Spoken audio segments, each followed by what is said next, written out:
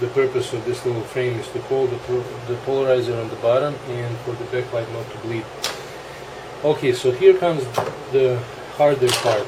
I'm gonna zoom this in so you can see what I'm doing, hopefully as much as possible. Let's see if my camera focuses well.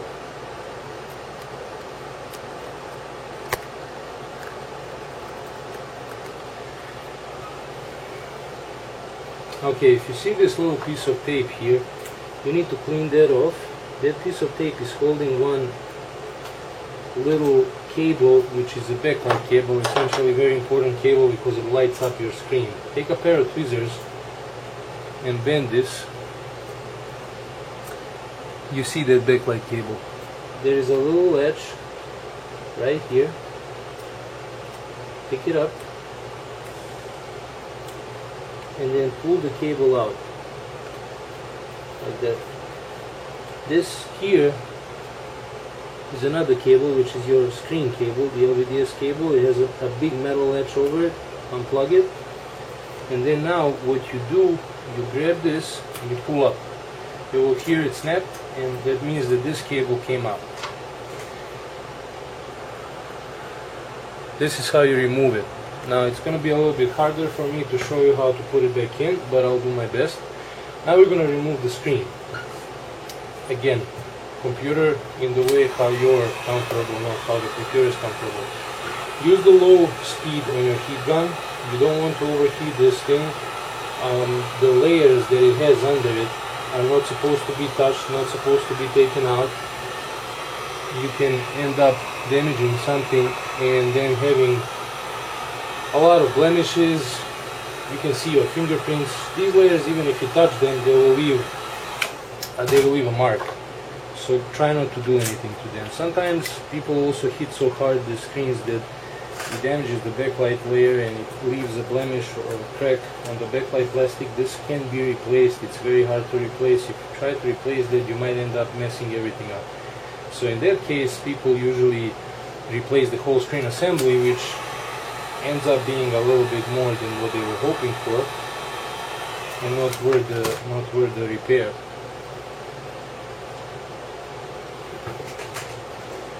If you can see how I'm doing it, I'm just heating it up slightly and lifting the polarizer. I'm not touching the inner layers. I'm separating the polarizer from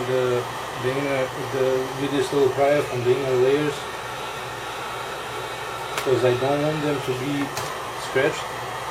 And don't heat up too much, because if you heat up too much, you will melt the single inner sheet. And these reflective sheets are called diffusers. What they do is put out proper picture. They filter the picture, and they also act like a heat protectant for the backlight layer, so you don't have burn marks on your polarizer after some time. This is the important part. A lot of people try to snip this out. What I do, I hold it like this, and I heat up this side. After a couple of seconds, I start lifting a little by little.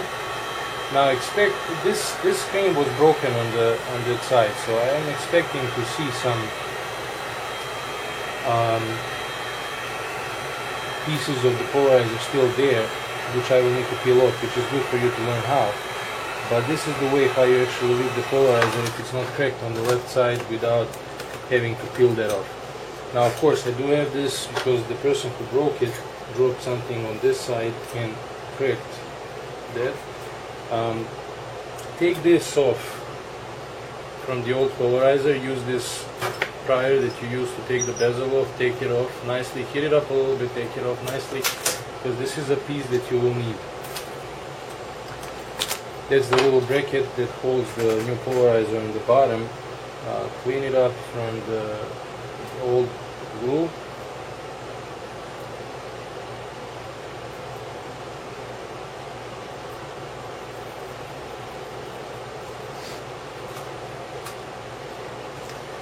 Now, you don't move your computer at all. You need to secure the back layers. Cut a small piece of tape and move a little bit to the left. If that happens, just pull them a little slight gently to the back. Cut a piece of tape and put it on the edge of this reflective sheet on the top and the bottom. You don't need to remove the glue, the tape, sorry, that was there before. This tape is very helpful and very good to use again because the heat made it reusable, and you can make a mess by putting another one and peeling this one off. Just make sure there is no chips of the screen. Take a look at it with the magnifying glass or with your eyes if you see well. Now here's what we're going to do with this side, because as you can see, this side has a little bit of a polarizer left on there because that's where it was cracked.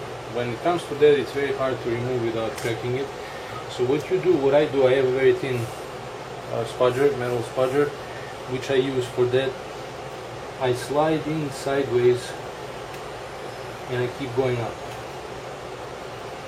If this happens to you, you will need to do this. If you need to do this, you're very close to damaging your inner layers. Now this thing is just wide enough for me not to touch the reflective sheets, and it's perfect for that. If you don't have something, then you have to be very, very careful while removing these little chips of the old polarizer.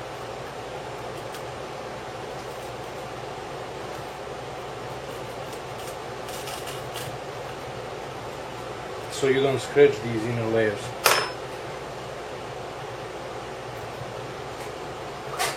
You also need some canned air, or if you have a compressor, even better, to clean off the little shards that are all over the place after you take these off, and also any dust specks that might have flown on there.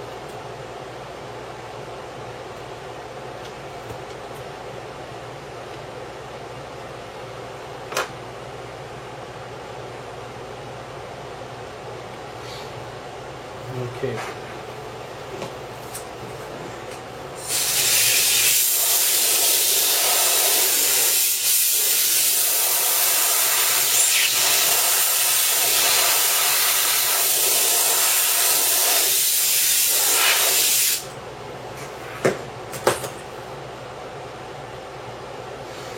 Make sure there are no shards left, and then put the last piece of tape in this corner to hold down the reflective sheet. What we're going to do now is we're going to plug in the screen and test it. Now here's where the trouble comes. You need to plug in these cables the way how they were plugged in before. It's next to impossible if you're doing it for the first time, and please be careful, and also good luck. Now the cable, the way how it's folded here, it needs to go into the polarizer. What I do, I unhook this latch. Don't touch this. If you touch it, you'll damage it. I'll try to zoom in a little more so you might see what I'm doing. What I do is I grab the cable from the back. It has a little plastic piece that helps you hold it behind it and push it in. Now it's gonna be very hard for you to actually see this.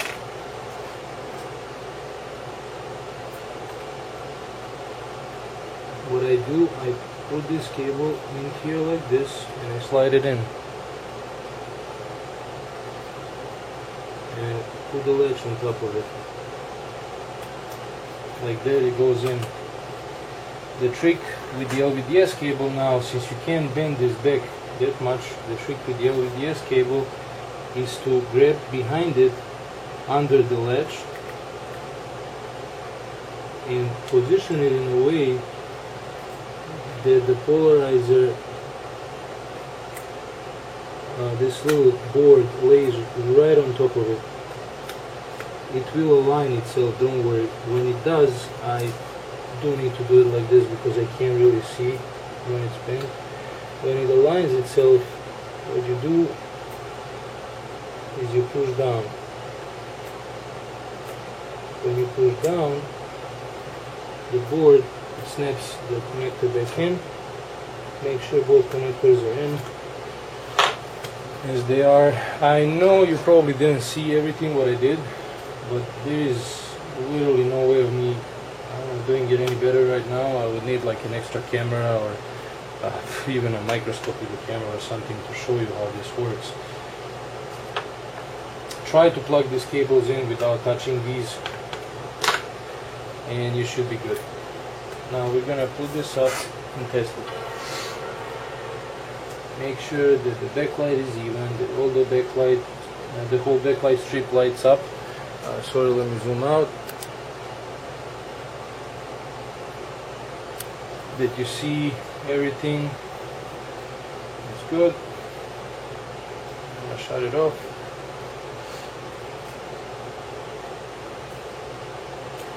What we're gonna do now is we're gonna put this metal bracket back on.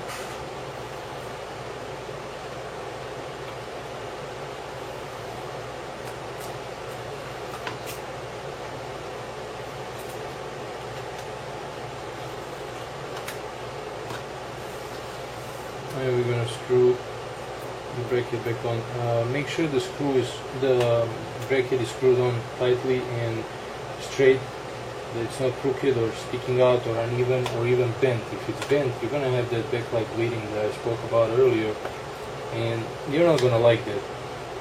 A lot of people don't.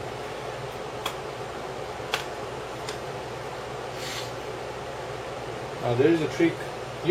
This is the hardest part is done, but you're almost done. But there is a trick when you have to put this screen back up, so you align it properly, and you don't have like a crooked sideways image inside because of the polarizer not being glued properly. Never glue this thing to the polarizer first. Always put it back up on there, and then glue. And then put the tape on it, and then you will put the polarizer so it sits and settles there. Never do it because you will never be able to put it evenly inside. Nobody will do it properly like that. What you have to do is, first of all, I cleaned it, but there is dust here, so make sure you're more red. Don't blow so you don't spin on it. Just do some here and try to put it evenly in there. Hey, I'll be right back.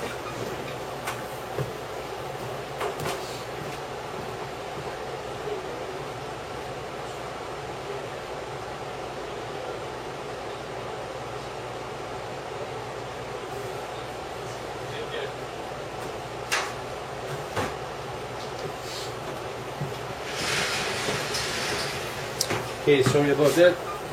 So now we're going to turn it back on. What I'm going to do, I'm going to boot it into my operating system so I test everything properly.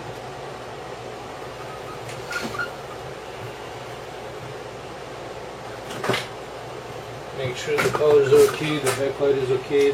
This user has a password, and I encourage my customers to send the computer with the password on purpose for their own personal protection and data protection, because I don't need or want to see anybody's data. A lot of times I will ask people to actually keep the hard drive if they know how to take it out, in case any of you wants to send me a computer to fix. That's how I take care of the security part, at least. I never log in to anybody's computer to actually test the screen. That's not needed. On Macs, one good thing is that you can always use another hard drive to boot into, because all of them work almost the same as long as they support the operating system.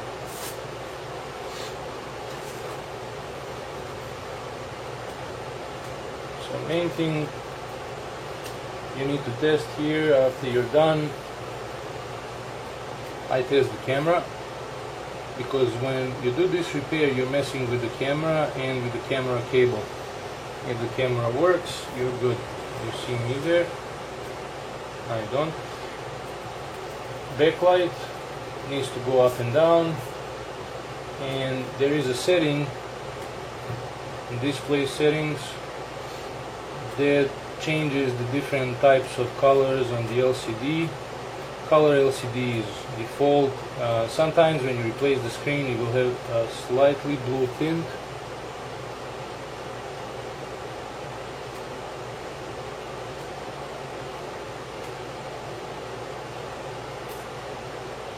And that's pretty much it. The only thing left is to put the bezel on.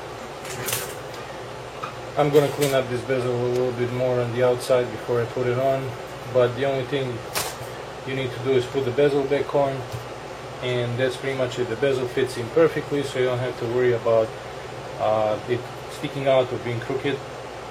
And also, if you don't want to do this, you need help with this, or if you have any questions, just ask me. I'll do my best to answer whenever I can, and to help anybody. If you want me to fix your computer, you can always try to contact me directly. I'll let you know the price and the turnaround, how it works, and do my best to help you out. Thanks for watching.